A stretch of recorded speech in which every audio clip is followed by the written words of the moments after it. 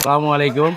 நீண்ட காலத்துக்கு பிறகு 3 வருஷத்துக்கு பிறகு நாசாஜியார் எங்களை கல்லூரில் மினுவாங்கூட ஹோலில் 8ஆம் மாதம் 10ஆம் தேதி நல்ல ஒரு சாப்பாடு டம் பிரியாணி பூ ஆஜி போக்கி அவர சாப்பாடு மிகவும் சிறந்ததாக இருந்தது. நண்பர்களோட இதை பேசி நான் பகிர்ந்து கொள்கிறேன். சவுதி வந்தது பிறகு இது ஒரு சாப்பாடு தான். மாஷா அல்லாஹ் நல்ல சாப்பாடு.